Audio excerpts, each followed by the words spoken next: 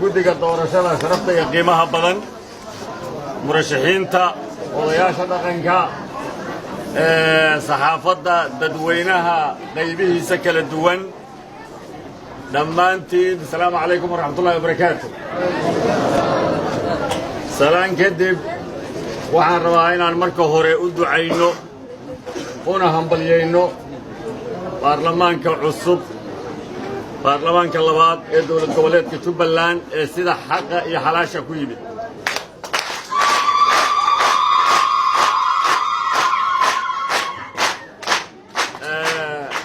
Soomaalidu waxay tiraahdaa xalaal iftiin baa la qashaa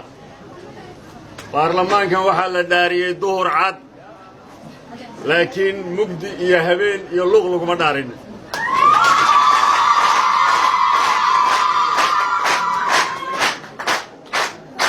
taas waxay caddaynaysaa inuu yahay baarlamaan bulshada ka yimid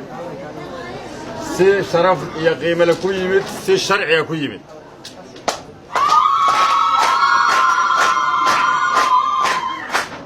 waa u hambalyaynayaa guddoomiyaha ku-meel gaarka ee baarlamaanka xildhibaan hore wasiir hore saaxiibkay dhaay oo aan hubo inuu experience badan iyo khibrad badan u leeyahay sida baarlamaanka muddada yar ee guddoomiyaha la dooranaya isaga xilka kala wareegi doona iyo ku-xigeenadiisa inuu si fiican u hoggaamin doono anoo ku kalsoon waxaan rabaa shacabkeenna qiimaha leh inay isbarbar taagaan ugaasyadooda inay isbarbar taagaan ugaasyadu dadkii ay soo xuleen ee baarlamaanka ee hadda hortiinna fadhiya inaad isbarbar taagtaan dadka aad rabitaankiinna ku yimid idina matali doona haddii alla yidhaahdo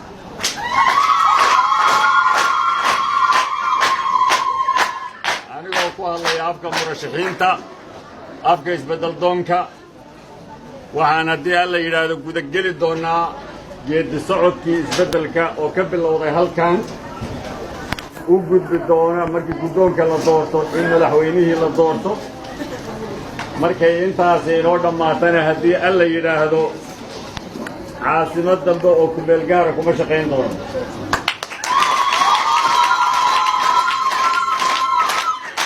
muddo yaroo kooban intaan madaxweynaha ka dooranayno oo aan asbuucyo ka badnayn ama maalmo ka badnayn waxaynu tegi doonnaa haddii alla yidhaahdo caasimaddii rasmiga ahayd ee Jubbaland ee Bu'aale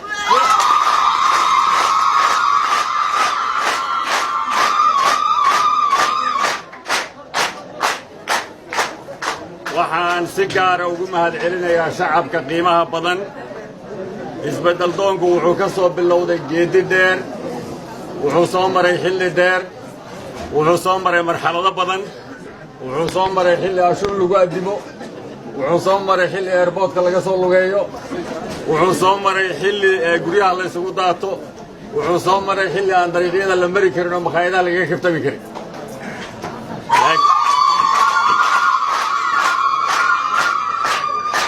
laakiin halgan iyo hawl kasta waxay leedahay geedi dheer dadka u adkaystaa ayaana caanaheeda maala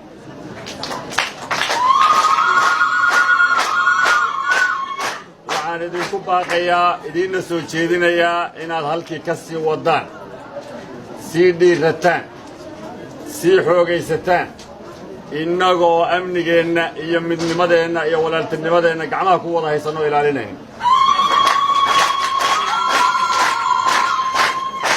ujeeddada isbeddeldoonku waxaa weeye in dadkani ay u gudbaan nolosha maanta ay ku jiraan mid ka fiican inay helaan shaqooyin inay caafimaad dhakhtarrada ay meelaha kale u aadayaan cisbitaalladu ay degmo walba ka furan yihiin in iskuulladu ay ka furan yihiin in ciidamada Jubbaland qaybahooda kala duwan ay helaan daryeel iyo sumcad iyo waxyaabaha ay u baahan yihiin oo dhammaystiran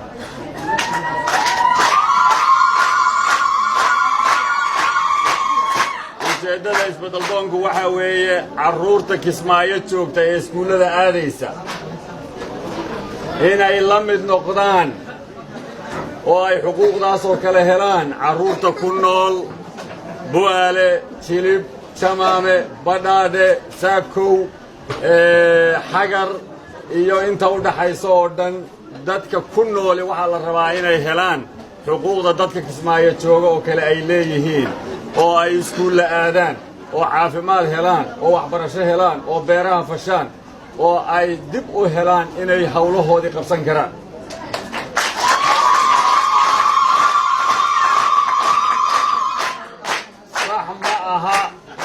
صح ما أها شرفنا ما أها وحلو فعننا ما أها سيديت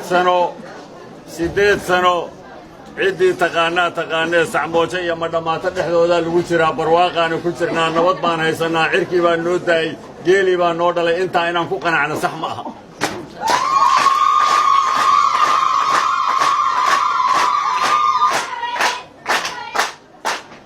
waxaan rabaa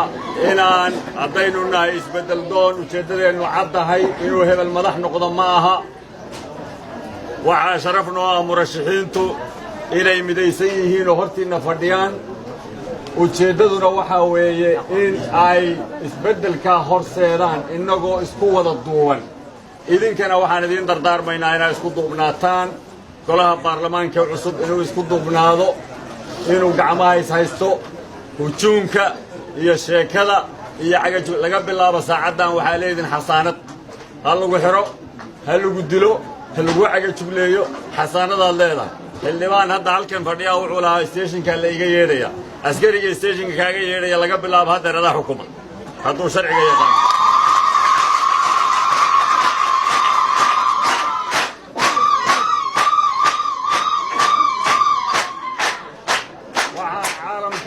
caalamka iyo cid walba u sheegaynaa in dadka Soomaaliyeed ee mas'uuliyiinta hadday yihiin guddiga doorashada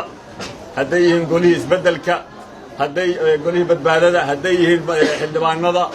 mas'uuliyadooda iyo ammaankooda iyo sharaftooda in la ilaaliyo cid kasta inay ilaaliso cid xoog iyo hanjabaad iyo cagajuglayn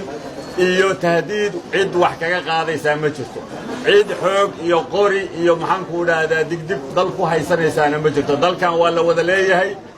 nabad iyadoo la yahay oo walaalo la yahay baa la joogi karaa waxaa loo baahan yahay annagu aan doonaynaa dad saan oo kale ah oo bulshadu keentay halkaa inta la geeyo halkaana dhalan la dhigo in la yidhaahdo hebel hebel warqadoo cad la siiyo qofka uu rabo uu ku qoro uu bakshadaa ku rido halkaa waxa ka soo baxa waa ku wada qancaynaa qofka intaa diiday xagguu u socdaa xagguusa ku noolaa inuusan xukumi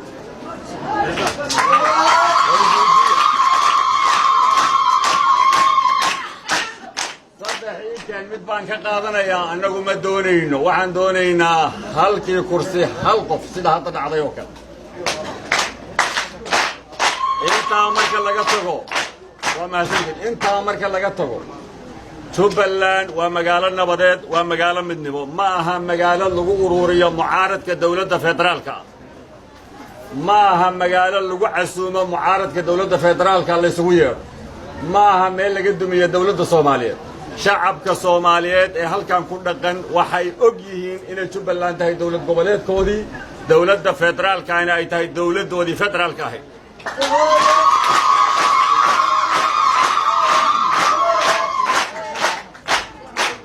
intii qaribnayd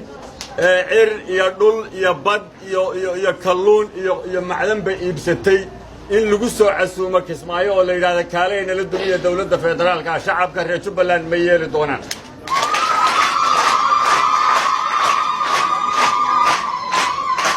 waxaan uga digaynaa kooxaha faraha badan ee kala gedisan ee ku dhex jira doorashada Jubbaland ee waraaqaha qoraya ee beenta ka shaqaynaya ee dayuuradaha soo raacaya iyagoo waliba ahaa kuwii shalay duminayay aan ka kari lahayn aan gacmaha ka haynay maanta isaga dhigaya inay wax u qabanayaan maantana inay dumiyaan bay rabaan oo dab ka dhex shidaan oo khilaaf ka dhex abuuraan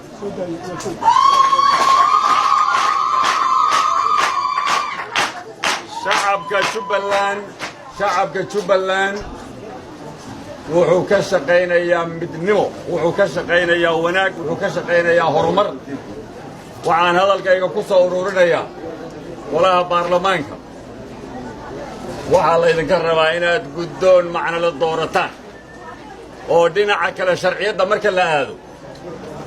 mar haddii baarlamentarian tahay shaqadu baarlamaan guddi shacabi ma maamulo saaxiibkay axmed aabi iyo tiinkiisu sharciga way yaqaanaan mar haddii baarlamaankii la soo xulay oo qofkii ugu da'weynaa uu fadhiistay kursiga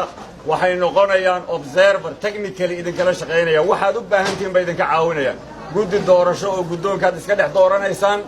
kuwaasaa guddoonka maamuli doona markaas kadibna kuwaas ama kuwo kaleod beddesheen baa madaxweynaha maamuli doona shuruudaha madaxweynaha laydinka rabaa